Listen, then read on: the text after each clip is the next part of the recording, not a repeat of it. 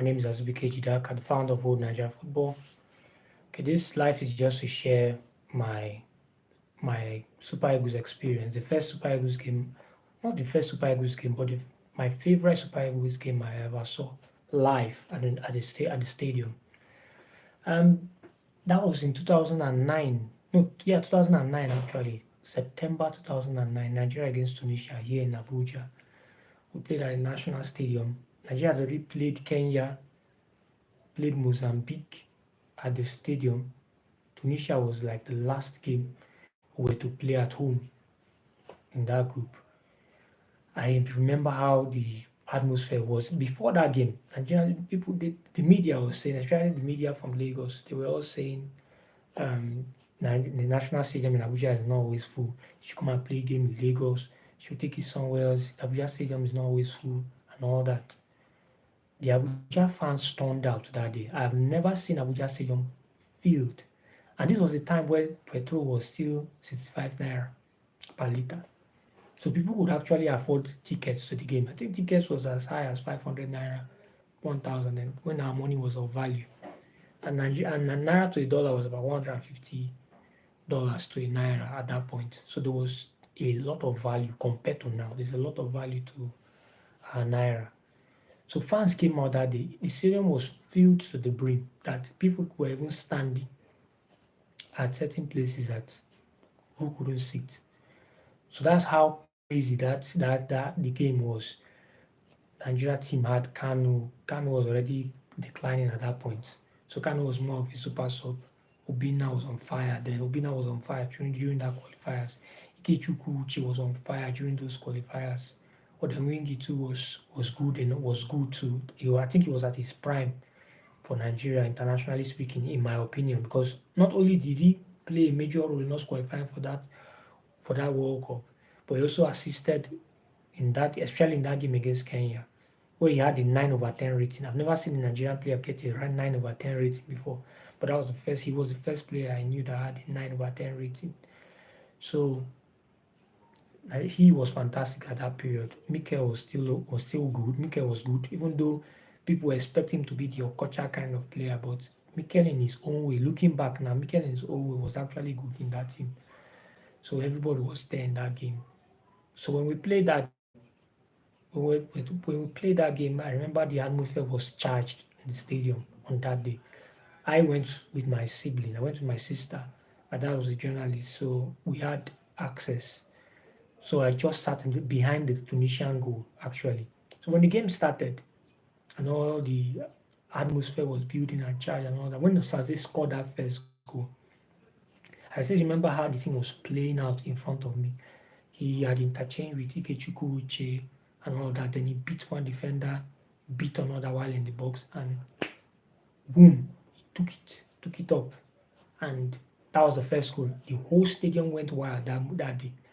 I remember how I was shouting and all of that. But you know a funny thing?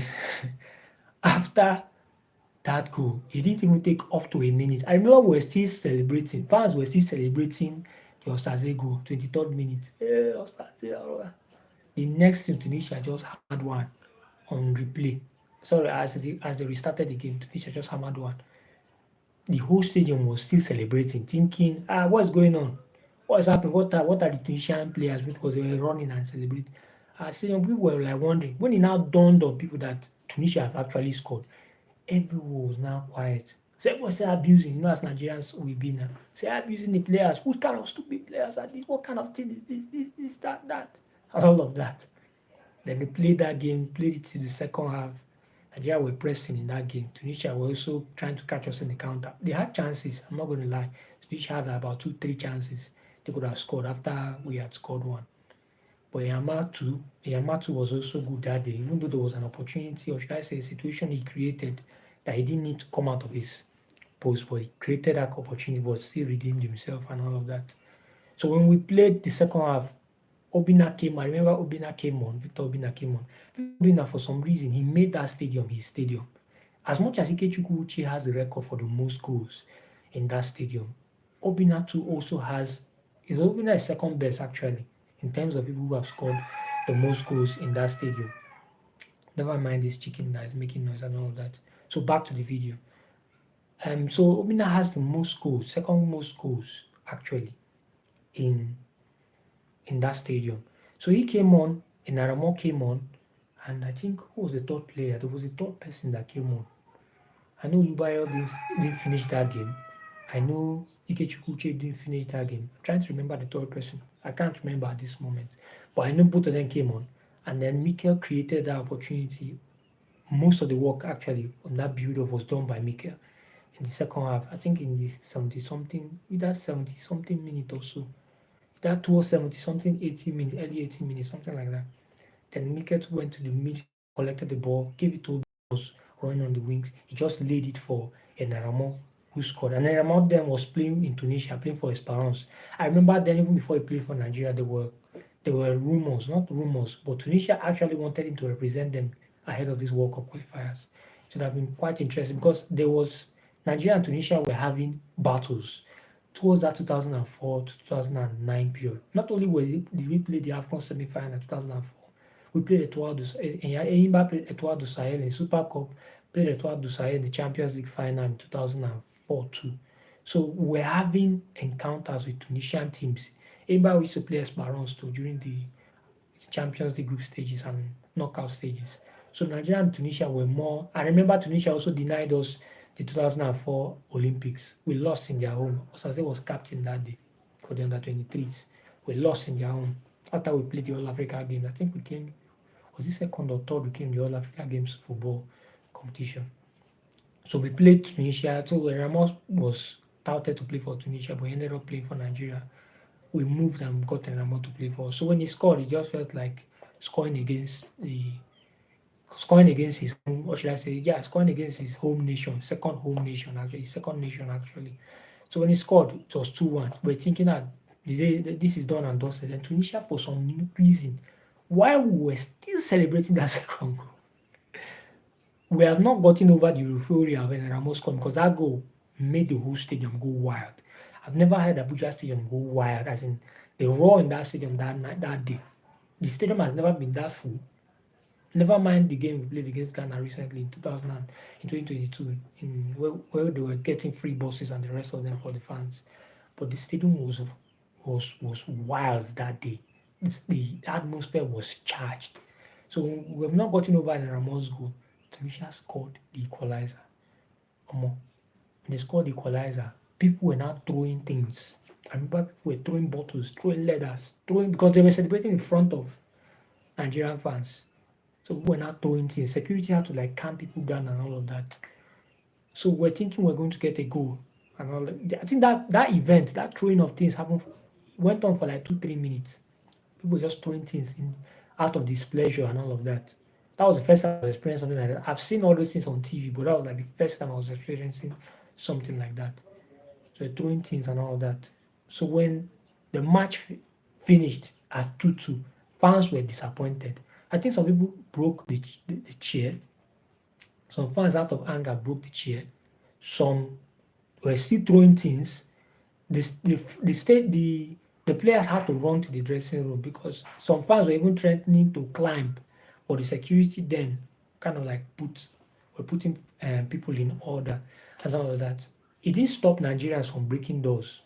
I remember the glass to one of the stands was shattered. People damaged some things that day out of annoyance. But you cannot compare what happened that day to what happened when Nigeria played Ghana and didn't qualify for the 2022 World Cup. I think that was extreme. But this was like the first time I was experiencing something like that as a fan. I normally used to see these things or hear these things on TV or newspapers, but this was the first time I was experiencing something like that. So eventually we played, the match ended 2-2, and our qualification was on the knife edge. It was in the hands of Mozambique actually. I remember after that game we had to go to the press conference room. I was watching from afar when they were interviewing Joseph Yobo. I actually took a photo with him afterwards. And that was like the first time I heard Yobo speak all this time, because then it wasn't so common to even watch Premier League games and they are being interviewed. Nigerian players are being interviewed. It wasn't so common. So I heard Joseph Yobo speak for the first time, and I was kind of taken aback because I was expecting Yobo, tall huge, big. Maybe you have a baritone or something, but he had this very simple voice and all of that. And ended up taking a photo together. That photo is still I still have that photo with me. But then I was about 17 years old at that point. So for me, that was like the best game I ever saw at the National Stadium. That's the best Super Eagles game I ever saw live, to be honest. I've watched many great games in the past when I was a kid, when I was a teenager, even as an adult. But this was like the best game because of not just was it done, it was not only did this game happen in my city, not only did it happen in my favorite stadium in the world. I consider the Abuja Stadium my favorite stadium, even though it's a shadow of his former self these days. But that was like the best Super Eagles game I saw at the stadium. And a lot has happened in Nigerian football since then. You cannot get that kind of crowd anymore. As in, you can't get that kind of crowd anymore willingly. You don't. This time around, you are not getting to even buy buses. Yeah, rent buses for fans to come to the stadium. Then fans will willingly come to the stadium, even though the fans were not as much in the games against Kenya and Mozambique. But that Tunisia game, I don't think I've seen that kind of crowd again. The crowd was massive. Maybe the game against Ghana, the crowd was almost like similar, but this time around, in terms of those who paid for ticketing, that was a massive crowd. And considering that the Abuja Stadium is the biggest stadium in Nigeria, I feel the NFF over the years have neglected that facility. The facility is a shadow of its former self now, and it's quite unfortunate that while England plays in Wembley, while Brazil plays at the Maracana, Nigeria does not play in the Abuja Stadium. They rather play in Uyo or sometimes play in Asaba for a while or play in Kaduna and all. But Abuja Stadium is the home of the Super Eagles and it should be treated as such. And we need more games in the stadium. Maybe I'm campaigning for those who are based in Abuja that more Super Eagles games should be played in the National Stadium. But most importantly, the National Stadium should be well taken care of, just like how the Uyo Stadium is taken care of by Julius Berger. I think we need Julius Berger back in Abuja National Stadium or given to private individuals to manage, because we've seen time and time again that anything that the government tends to manage, they don't necessarily maintain it well. So this is just the end of my video. Just talk about my favorite Super Eagles game that I've watched live. Thank you.